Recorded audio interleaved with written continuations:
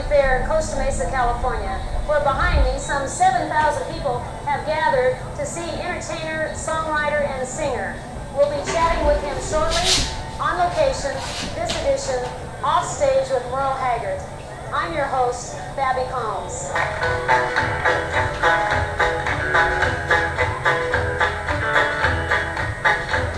I hear that train a-coming, running around the bend.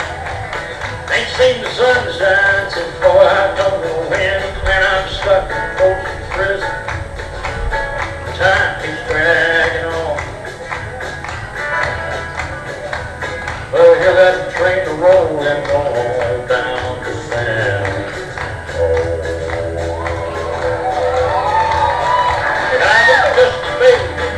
My mama told me, son, I'll make me a good boy, don't you ever play with guns. But I shot a man up in Reno, just watch him bounce and fall. I hear that train rolling, honey, I in my head,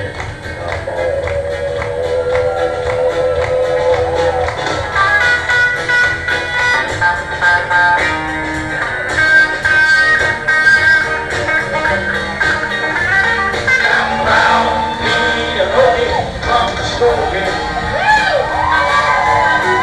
Where he was squares and had it all. Still wave old glory down at the courthouse. The white lightning still the biggest threat of all. Back years, sing me back home before I die.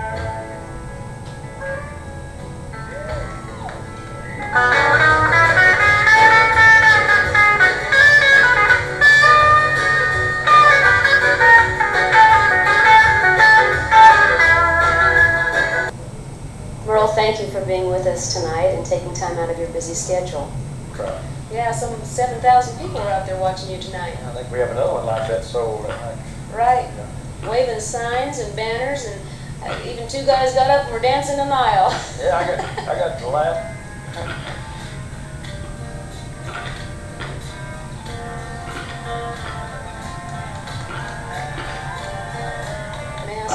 I was born in Bakersfield, California, and raised during World War II and the aftermath of the Depression, and it's a lot of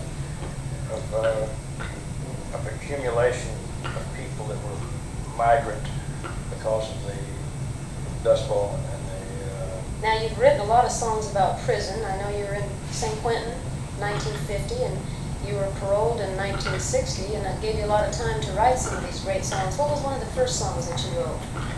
Do you recall? Well, actually, I didn't write anything that I used out here in prison. Prison was I like to compare it to the Army. You know, it came about when I was 19 years old, and I went there and I turned my life around and came out, and I'm probably the only man in the United States history to be sentenced to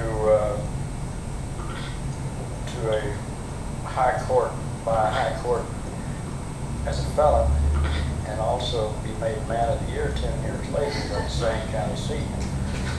Congratulations. I don't think it's ever happened anywhere No. in the entire. We went all the way back to in the Roman records and everything. We couldn't find where anybody had ever done anything like it. I doubt if it'll be repeated. But those prison years were valuable, and draw from it even if I was to write now about something in that vein. But a couple of the songs that I do are directly from that period. One of them being "Sing Me Back Home," the other being "Mama's Prayers." Oh yes, that's a great Those one. are songs that were written after the fact about those years, but not to be confused as something that I wrote while I was in prison. I wasn't writing that well then. I was learning how to write. I probably wrote 10,000 songs before I wrote one that was any good. But, to get your first hit is very, very important in life. I mean, a lot of people don't, like somebody said, there's just thousands. That was how I got my first #1 record, was from a guy who was wise enough to have had 9 of them before. And I knew that his record was pretty good. yeah, he had a real good track record. Right. Of picking hit songs, and I liked it, and everybody else liked it, and I think this is for sure. And it was the first thing when it Billboard. That's great. How about Ogie from Muskogee? Did that tonight. Well, that was our number 10, #1 songs in a row. We'd had 9 #1 songs prior to that. And that was our 10th. And it was a song that came up during the popularity of the Beatles, which was intense at the time. And there was just very little record activity in America or anywhere else in the world during that Beatle period. And then you did one tonight. You opened your show with "Just Stay Home and Drink." That's Right. that's a good one. Thank you. Yeah. That's just Got everybody greatest moving song. out there. Yeah. "Twinkle Twinkle Lucky Star." You got it. Tell me a little bit about that. Just an attempt to write a 1955 rock and roll sounding song, which I did, and the thing became a #1 song. In fact, it was my last #1 record in 1988. Is that right? How many songs have you recorded? Well, I don't know exactly, about 600. My goodness. And you have numerous awards, I'm sure. We've been nominated for more awards than any other person by CMA, Country Music Association, which is the national people. And we've been nominated by the West Coast Country Music Academy, I think they call themselves, many, many times. So probably close to the most, if not the most. Do you have any thoughts of doing any 41 movies? #1 records, 100 top 10 records, 65 top 3 records. Fantastic. We've had a great career. Quite a career in 30 years. Are you planning on doing any movies? We're trying to do that. Mm-hmm. We're trying to, I want to write some things. I may want to direct some things, I'm not sure. Mm-hmm. I'm interested in doing that. We have a new album coming out on the curb. The working title is Way Back in the Mountains. It's the title of it, and it's the first record since 1990. And we have a lot of response. A lot of people want it, I think. Sure. And, so it's on the way, just as soon as we can get one little contract thing out of the way. The Bottle Let Me Down, you sang that actually in Bakersfield when you were touring Years the ago, bars. 1967, it was the #1 song, #2 song. Is that right? Never go #1. Wow. Do you have a favorite, Merle? Not really. They're like children. They're just one of the group, huh? Well, they're very useful. They're like little mini operas, and little. They're stories. They're tapes you can reach over and pull out of your mind. You know, they're ways of sure entertainment, and I'm supposed to be an entertainer. There are just a multitude of things that those songs actually do for you. Sure. You know, like somebody said, "Why don't you talk more, Haggard?" And I said, "I never made much money talking." That's the kind of way it is. Do you have any hobbies other than songwriting?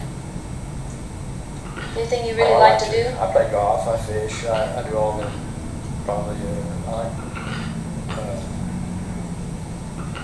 I'm a guitar player. I like to play guitar, just, playing. I like to play jazz. I like to listen to jazz.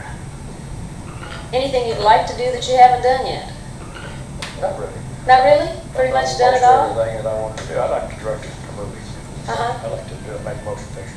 Well, I know you got to go out on stage, and you were 1/4 of the Highwaymen, joining Johnny Cash, Willie Nelson, and Chris Christopherson in the supergroup. That was pretty lot of fun for you, I bet. Yeah. And just in closing here, your improvisational and freewheeling, it calls you country jazz, and you appeared on the cover of Downbeat, a respected jazz magazine. That's kind of interesting for a country singer. That is. Yeah. I think probably Willie Nelson, I think, is the only other one I know of. Well, we're going to listen to some of your songs now and go to the stage. We really appreciate your time tonight. You got to go out and make that crew out there happy. We enjoyed all your band members. You know, one thing I want to mention before we go here is that lady that you had out there signing. I thought that was terrific. All of it. Yeah, Ann was out there and she was signing all of the music that you did tonight, which was That terrific. may be something we're gonna start doing every night, maybe. It's really neat plan. It's really great. Yeah, it was entertaining in itself. You know. It certainly was. I was there and heard many people go by and compliment her on how nice it was for so many people to get to enjoy your music. Nice talking to you. Merle, I appreciate the time. I wish you lots of success in the future, whatever you do. Thank you. Thank you.